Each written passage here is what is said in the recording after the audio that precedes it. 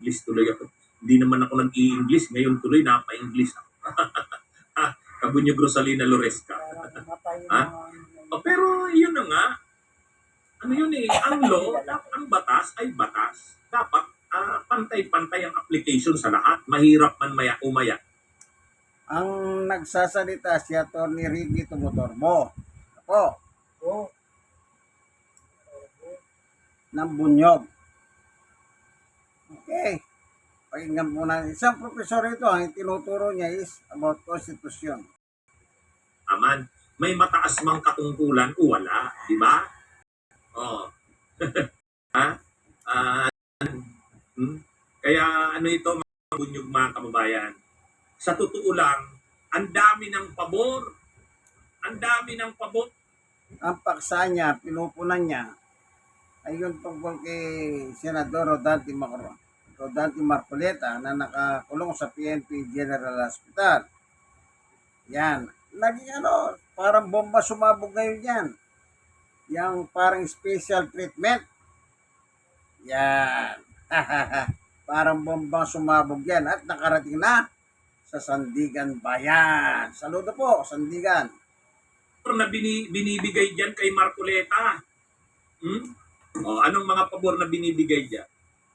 Unang-una nung naaresto yan, kaagad-agad, hindi naman pinusasan. Hindi naman yan pinusasan eh.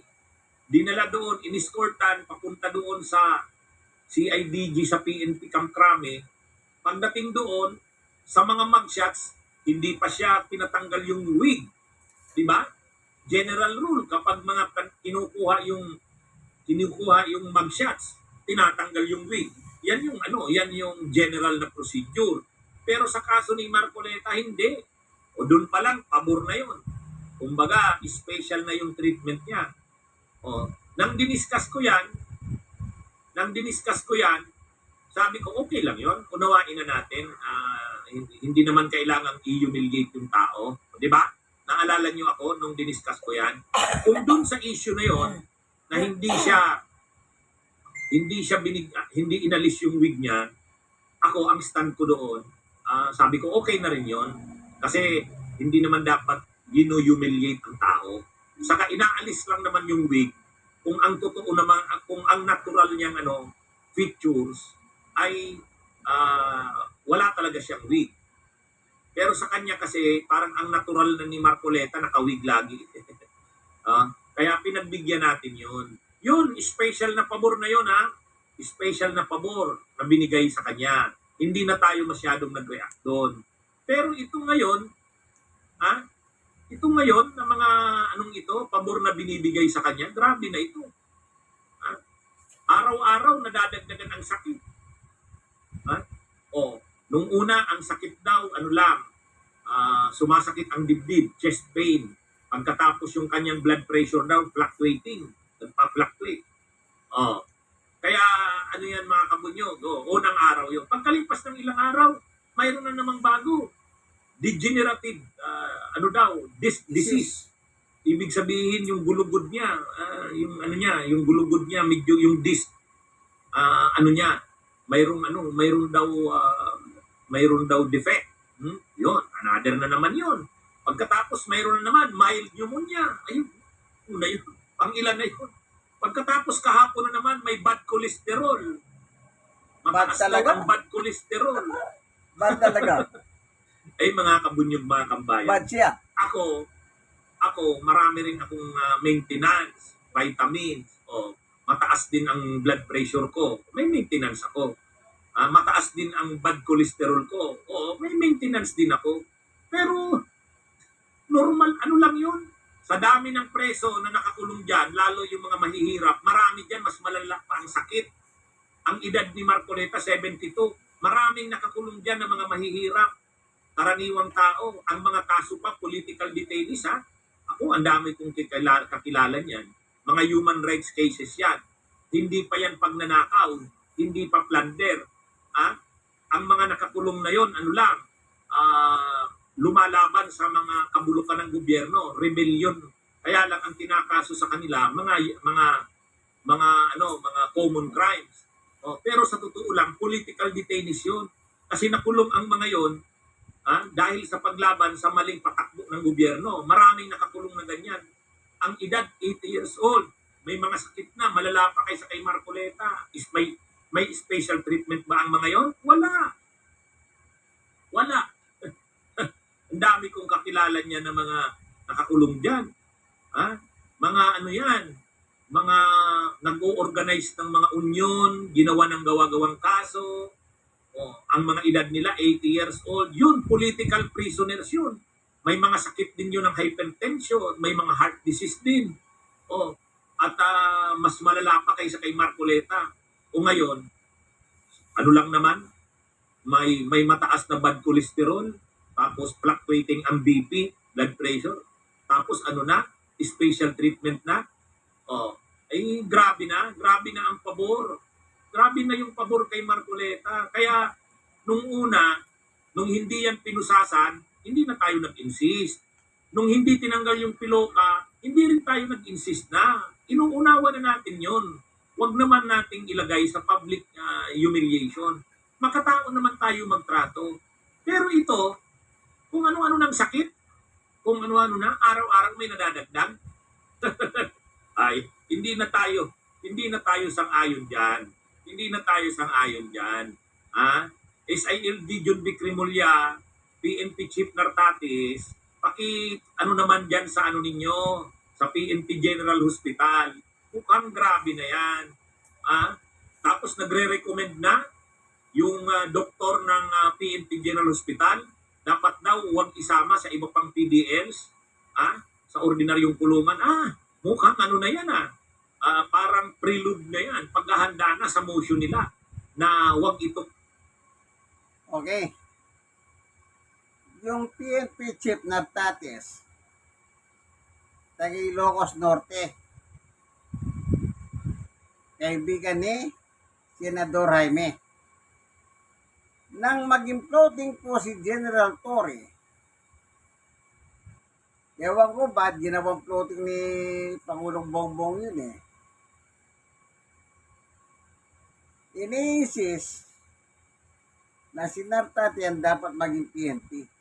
Actually talaga, pag sa senior po, senior talaga si Nartati.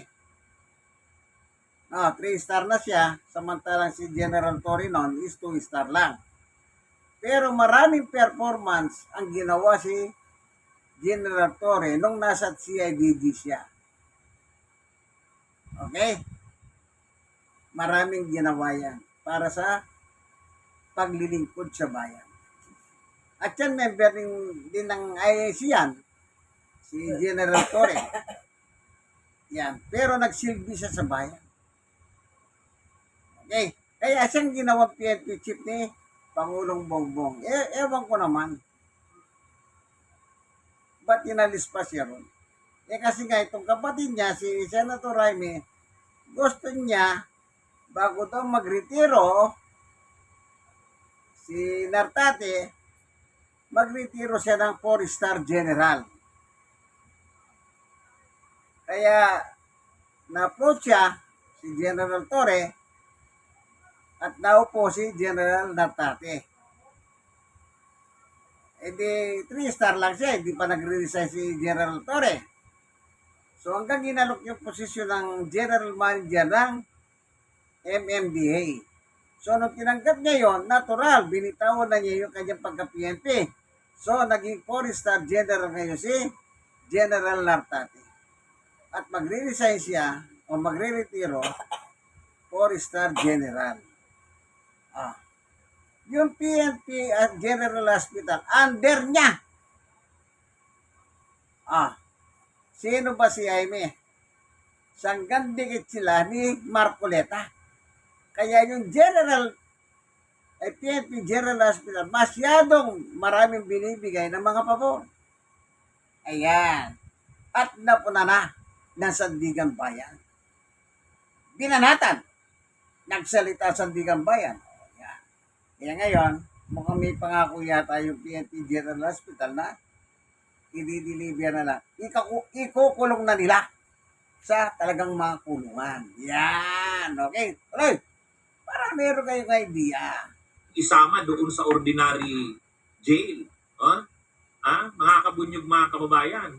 Ano na ito Ako mga kabunyog, napaka-fair ko Hindi naman ako naghahangad ng masama sa tao. Alam niyo naman ako. Kahit sobra ang ginawa sa akin niya ni Marcoleta, hindi ako. Di ba dapat, sabihin ko, dapat alisin ang piloka. Dapat pusasan. Hindi ganun. Ang sabi ko, tama rin naman yun. Huwag na nating alisin ang piloka. Kasi na-aresto na yan, makukulong na yan, huwag na nating i-humiliate publicly. O, di ba? Ganun tayo Ganun tayo. Ayan, sinabi ni... Naalala niyo kung anong ginawa ni Marcoleta? Kay Bunyog. Yung sounds. Bukas sa labas. 19th Congress, inimbita ang mga vlogger. Isang vlogger po ito si Atty. Tumutorbo. Gustong i-contempt ni si congressman siya nun, ng sakip ng party list ng Iglesia ni Cristo. Gusto niyang i-contempt si Atty. Tumutorbo. Pero sa kasawihan pala, hindi pala siya member ng Quadcom. Pumupunta lang pala siya doon pagka meron siyang, halimbawa, merong guest at meron naging atraso sa kanya. Parang ganun ang ginagawa niya. Kaya gusto niyang i-contempt. Ang problema, binara siya ni Congressman Pimentel ng Mindanao at saka ni Dan Fernandez ng Laguna. Sabi ni Dan Fernandez, hindi ka naman member ng committee So, merit pa. Hanap daw siya ng kakampi. Kaso nga, walang kumpi sa kanya kahit isa. So, napahiya siya. Lumaya siya sa walang, basta nung napahiya siya, umalis na siya. Hindi kasi siya member ng Quadcom. 19th Congress po yan, Kaya yung nasabi ni Tony kanina, yung patungkol sa kanya, yung ginawa niya sa kanya. Okay? Yung makatao tayo. Pero yung mga nangyayari ngayon, hindi na yan. Sobra-sobrang pabor na yan. Sobra-sobrang pabor na yan. Is ILG, John Vic Rimulya, under mo naman ng PNP, kahit administrative supervision. PNP Chief Nartatis, under mo rin naman yung PNP General Hospital. Yung PNP General Hospital na yan, anuhin mo, pakitanong. Ano bang nangyayari dyan? Kahit ang Sandigan Bayan, nagdududa na Sabi ng Sandigan Bayan, bakit sabi ninyo may mild pneumonia si Senador Marcoleta, bakit pinapabisita nyo yung iba-ibang tao, wala pang face mask? Pakiano niyan, SILG John Vic Rimulya, PNP Chief Nartatis, ako'y ordinaryong mamamayan lamang, wala naman akong impluensya sa inyo, pero ako, ang boses kong ito, ay ito rin ang boses at obserbasyon ng mga karaniwang mamamayan. Pakiano naman, kami namang mga mamamayan, marunong naman kaming kumilala ng dapat at tama. Pero marunong din kaming pumuna ng mali. Di ba? Nung nag-press briefing ka, SILG John Vic, at saka si PNP Chief Nartati, sabi nyo, hindi na ninyo inalis ang piloka, yung wig, okay na yun. Naunawaan na namin kayo doon. Hindi ninyo pinusasan, okay din yun. Pero itong nangyayari ngayon, kakaduda naman yan. Pakianuin nyo na yung PNP General Hospital. Kahit ang Sandigan Bayan, nagre-react na kung sino-sinong nakakadalaw dyan. Kung sino-sinong nakakadalaw dyan. Kaya dapat hinay rin yan. Kontrolin na rin yan. Pero may sinabi naman ang nung na-question ang PNP General Hospital, nangako naman sila, by July 15 daw, pwede nang ibiyahe si Marcoleta. Sabi nila.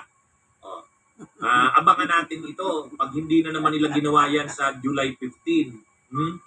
Sabi ng PNP General Hospital, ano naman daw, susunod na daw sila sa order ng korte at sa July 15, ibabiyahin na raw nila ito.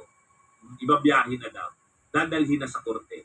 Kaya lang, asahan natin, pagdating sa korte niyan, gagamitin ng mga abogado ni Marcoleta yung mga rekomendasyon ng mga doctors ng PNP General Hospital. Ay nagbitiw na ng salita yung nagbitaw na ng salita yung isang doktor ng PNP General Hospital. Ang recommendation nila, dapat daw wag itong isama sa mga ordinaryong PDLs. Dapat daw ihiwalay ng kulungan. Alam na natin noon, alam na this. Ang kasunod niyan, ang ibig sabihin niyan, pwede bang hospital arrest na lang? Ha? Oh, di ba mga kabunyog? Ganun yan. Pero sana, sa parte ng Sandigan Bayan, huwag i-grant yun. Ha? Sa 3rd Division, sa ilalim ng pamumuno ni 3rd Division Chair Carl Miranda, saludo na kami sa inyo nung isang araw. At ngayon, maganda naman yung comment ni Associate Justice Ronald Moreno. Saludo rin sa inyo, Associate Justice. Magaling ang division ninyo, yung 3rd Division. Pero saludo na rin sa isa pang division ng Sandigan Bayan, yung nag-deny ng motion ni Jinggoy. Sana ganyan. Maging tama yan. Wag kayo yung justice system yan. Di ba? Kaya saludo ako sa 3rd Division. Saludo rin ako sa 5th Division. Yung 5th Division, yan yung nag-deny ng motion ni Jinggoy na payagan siyang makapag-attend sa trial ng impeachment. Denied. Tama lang yung reason na ginamit. Ano yan? Anong silbi pa ng detention? 3 times a week, papalabasin mo yung si Jinggoy. Anong silbi pa niyan ng detention? Ano yan? Mockery? Panluloko na yan. Di ba? At yung decision, yung din kanina, reaksyon ni Associate Justice Ronald Moreno ng 3rd Division, tama din yun. Sabi doon sa mga doctors at staff, medical staff ng PNP General Hospital, ano ba yun? Bakit mild pneumonia tapos binibisita ng kung sino-sino, tapos walang face mask, yung dumalaw at saka yung dinadalaw, walang para talagang ang nangyayari, mockery, Sanay kasi itong sila Jinggoy, sanay kasi itong sila Marcoleta ng impunity. Impunity. Akala nila wala yan. Pag makapangyarihan ka, wala yan, hindi uubra yan, wala yang mga yan. Pero salamat sa pagkakataong ito at ang Sandigan Bayan ay tama ang mga desisyon. Saludo tayo. Kailangan natin ang ganyan. Nung unang araw pa lang, si Marcoleta, nag-motion, di ba? Sabi ni Marcoleta sa motion niya, i-defer muna ang issuance of warrant of arrest. I-suspend muna ang proceedings kasi mahina naman ang kaso at ebidensya laban sa kanya. Anong sabi ng Sandigan Bayan? Pagdating ni Marcoleta, nakapurma pa siya, nakabarong pa siya. Kasi parang dadaan lang siya doon. Tapos pag nag-grant yung kanyang na siya, a-attend siya. Pagdating niya Marcoleta, open court, motion, denied. Sabay basa nung mayroon ng warrant of arrest, hindi na nakalabas si Marcoleta. Yan mga kabunyog, tama itong ito. Kaya subaybayan natin ito. Tayong mamamayan ay magbabantay dito. Tama! Alam nyo, tinatangka nilang ikutan ang batas. Yung sinasabi ni Marcoletang bend the law, sila rin naman, tinatangka rin nila yan na maikutan din yung batas. Di ba? Paano iikutan ni Jinggoy? Imagine niyo, dahil lang may impeachment trial, ang hinihiling ni Jinggoy, maka-attend siya sa lahat ng trial dates. E di ibig sabihin, 3 beses sa isang linggo, nasa labas siya. Tama yung Sandigan. Anong silbi pa ng detention? Tapos ito namang si Marcoleta, mukhang sa bandang uli, ang hihilingin nito sa Sandigan Bayan, payagan siya ng hospital arrest. Sana wag. Sana wag pagbigyan ng Sandigan Bayan. Okay? Mga kabunyog, mga kabayan, abangan natin sa July 15, ibabiyahin na daw nangako ang PNP General Hospital. Itatransport na nila si Marcoleta papunta sa Sandigan Bayan. At pag binay na ito sa Sandigan Bayan, mag-o-order na ngayon ang Sandigan Bayan kung saan na dapat dalhin. Sana ang maging order ng Sandigan Bayan, dalhin na yan sa ordinary jail facility. Katulad ng ginawa kay Mike Defensor, katulad ng ginawa kay dun sa dalawang co-accused, yung dalawang negosyante. Dapat yun. Ano yan eh, unang-una, kawawa naman yung dalawang donors na negosyante na kulong. Tapos yung pinaka-principal, si Marcoleta, naka-air conditioned na kwarto doon sa PNP General Hospital. Oh. Di ba? Hindi sa totoo lang mga kabunyog, mga kababayan. Tayo naman, napaka-fair naman natin. Napaka-fair naman natin. Napanood nyo naman ako eh. Nung hindi pinusasan si Marcoleta, sabi ko, okay yan, okay na yan. Huwag na natin i-humiliate yan. Nung hindi pinaalis yung pusas, ay yung piloka, okay na din tayo doon. Ganoon naman tayo, makatao naman tayo. Pero itong mga ginagawa ngayon ng PNP General Hospital, ano yan, mukhang lumalampas na eh. Kahit ang Sandigan Bayan nakakapansin na. Pero hintayin natin, July 15, nangako ang PNP General Hospital staff at management, ibabiyahe na daw nila papunta ng Sandigan Bayan. Okay? Mga kabunyog, mga kabayan, abangan natin yan. Mga kabunyog, Okay, abangan na natin yan. Sabi sa Biblia, 4:13, walang makapagtatago sa Diyos. Ang lahat ay hayag at lantad sa kanyang paningin at sa kanya tayo magsusulit. Yan ginagawa ng PNP General Hospital. Alam ng Diyos yan eh.